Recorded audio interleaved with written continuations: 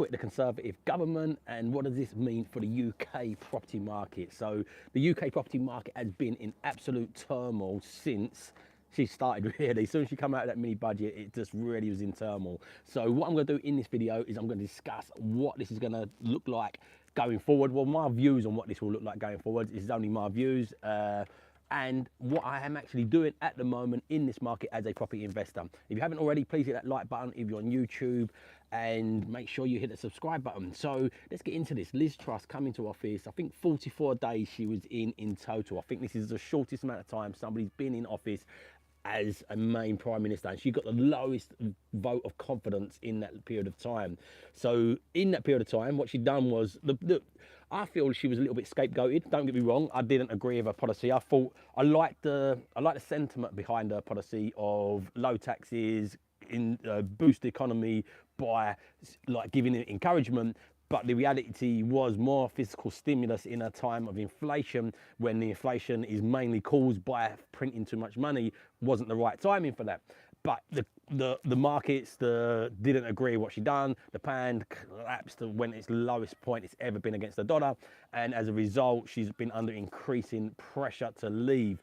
So now she has handed in a resignation. What does this look like for property investors? What did it look like in the meantime? Interest rates went up ridiculously high. Like, it went up to a point where, yeah, they have been higher since 2008 crash. They've been higher than they've ever been. But that said, interest rates was ridiculously low as well. So we're basing this off of the fact that interest rates was an historical low.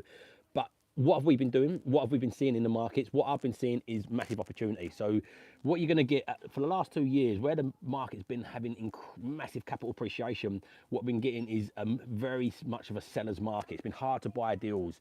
What we're going to get now is more of a buyer's market. Already, we've just done a deal last week, which we was negotiating a while ago. We offered, this is direct to vendor, we offered the vendor, we was trying to negotiate with it, and the vendor wanted 68k for this deal. This is in the northeast, in my remote location, and the vendor was on a standard verbal rate because I was thinking of selling. There wasn't a hurry to sell. I was thinking of selling. Now suddenly interest rates have gone up. We've ended up doing a deal for 60k. The property's worth about 75. It don't need any work. It's got a social housing provider tenant in there on a long-term let. So this is the stuff we're buying. We're buying stuff with long-term lets, stuff that's got margin in there at the moment, and we're seeing a lot more opportunity than we did previously. So what's this going to look like now Liz Truss has gone? The market's going to settle down? Nobody knows for certain. So Warren Buffett says, do not base your investment decisions based on what you think the market's going to do. None of us know what's going to happen in the market. Literally weeks before Liz Truss come into power, if you asked me what I thought the markets was going to do this year, the property markets, I would have said, I think it's just going to plateau. When she come into power and done that mini budget, I was like, whoa, the chances of the market actually crashing now has massively increased. But I also said around that time, I just don't know, because you don't know. You don't know what policymakers are going to come in. You don't know if we're going to get a black swan event like COVID, if COVID will come back in and rock the markets again. We don't know if this conflict in Ukraine escalate even more.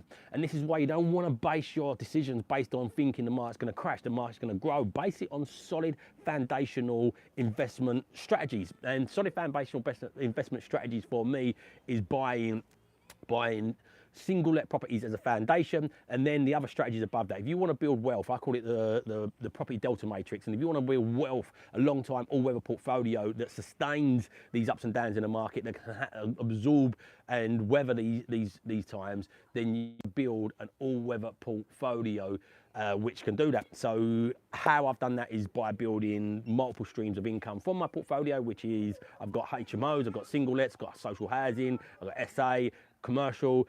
I've got a mixture of income. So if one income class gets a little bit more strained or challenged, it means I can then grab the income from the other one, can balance that out. And I've got long-term social housing lets. I've got long-term I've been fixing funny enough, over the last year or so, I've been fixing it all for 5 years because I just knew the interest rate was historically low. So I was grabbing them long-term fixes over the 5-year period. So a large part of my portfolio is already fixed over 5 years. But what we're doing now is we're buying, the one we're buying at the moment, putting it on a standard variable, we're putting it on a tracker rate because the trackers are 4%. It's funny that the long-term usually a short-term 2-year fix is cheaper than a 5 and 10-year fix. 5 and 10-year fixes are cheaper at the moment. So we're putting this one on a tracker because we've got in 4%. It's got no early repayment penalty over a year. So look, we're still buying. We're still actively buying. We've got about 15 deals in legals at the moment. We've got a deal done yesterday. We got a deal done just over a week ago. This is a massive opportunity. The opportunity lies as well. You're going to need to fund it. The difficulty you're going to have in this market at the moment, the challenge you're going to have is the banks are going to be a little bit cautious the way they lend. So you're probably going to get a lot of down valuations. The BRR model is going to be a bit more difficult. The bank's going to want you to leave more of your money into the deal, which they call hurt money, they call it, or they call it skin in the game. So they want you to have some commitment to it. Because if you recycle all your money out, the likelihood if something goes wrong in the market, so you go into a really high interest rate or tenants don't pay, the likelihood of you giving the keys back is higher if you've got no cash commitment in yourself. So they want you to have some money in there. But as a result, no, as I said, I feel we're going to get one of the best buying opportunities we've had for a long while, especially over the last couple of years. We're already seeing it. We've just got that deal done at 20%. We've got another one done, one yesterday. I can't remember how much that is, but it's a decent margin in there. We're getting deals coming across our plate all the time. So the interest rate's not as nice as it was, but the equity in it's nicer. And what a lot of people do is they usually count the years of when they're cash back out. So for example, if you bought a property and you put in 30k into this property and then you recycled some money, done the BRR strategy and left 10k in, if you was earning 4k a year, people would say, okay, in about just over around 2.5-ish years, I've got my money back out. At the moment now, you've got all your money back from the equity as opposed from the money back out. So it balances itself out in different ways. And we will come back to a point where the markets and the interest rates will settle a little bit. The fact that the banks are factoring in longer term fixes believes they feel it'll come back down in the future, as they wouldn't give you a cheaper rate over a long term. But look, we're still buying. If you want to learn more about buying, we're doing a workshop next Wednesday at time of recording this. So the link for that is bit.ly/invest remotely, and we'll show you in detail how you set it up, what strategy is going to be best for you. There's opportunity in all the strategies, but you do need that foundation. You need that all-weather portfolio. So we'll show you how you set it up, how you find your locations, how you structure these deals, how you raise money, and the greatest thing is how you can raise extra cash on the side with no extra effort. So as I said, the BRR strategy is going to be strained at the moment. So what you want to be doing is having active. The best way to grow any portfolio in any time, even when the BRR is working well, it's still very slow to buy a property, refinance it. It takes months and months to do that. So you want active income coming into your businesses, into your accounts, so you can put that active income. James Sinclair calls this fast pans into slow pans. You transform your active income across into your wealth building strategies. So yeah, what I'm suggesting you to do is join me on this workshop next week. We'll show you how you can create some side income as well with no extra effort. Basically, that side income is from side hustle deal sourcing. And what I mean by side hustle deal sourcing is to build your own portfolio, you've got to be out there looking for deals. And if you're out there looking for deals correctly, how we'll teach you on this workshop, you're going to come across deals that either don't suit you or you can't fund.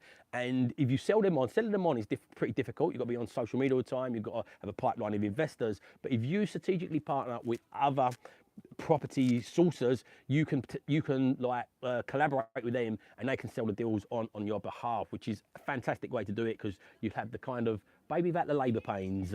You get the rewards from it without all the efforts. A full-on sourcing business is a lot of effort. Some people will choose to go down that route because it is very profitable, but there is a lot of effort around that. But whatever route you choose to go, whatever strategy you want to do, whether it's rent to rent, HMOs, service accommodation, buy to lets, you've got to source deals. And if you learn how to source deals correctly, you'll get more deals than you can actually fund yourself. So then if you package them on, this becomes really, really, really powerful in the sense of you can earn some extra income to put towards your deposits to build your long-term wealth. So if you want to learn how to do that, join me on my workshop next Wednesday. The link for that is bit.ly/invest remotely. The link will also be in the bio as well. So make sure you check that out. But remember, you've got to keep on moving forward. You've got to keep on involved in what you do. The market's changing all the time. There's massive opportunity whenever there's change. I'm excited about it.